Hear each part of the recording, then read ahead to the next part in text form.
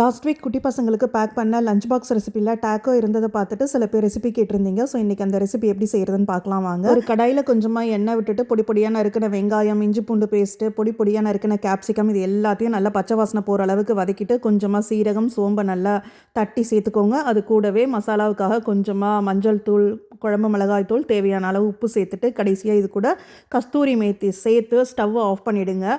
நல்லா கடாய் ஆறுனதுக்கப்புறம் துருவி வச்சுருக்கிற பன்னீரை சேர்த்து லைட்டாக ஒரு தடவை மிக்ஸ் பண்ணிவிட்டு அப்படியே இந்த ஸ்டஃபிங்கை தனியாக எடுத்து வச்சுக்கலாம்.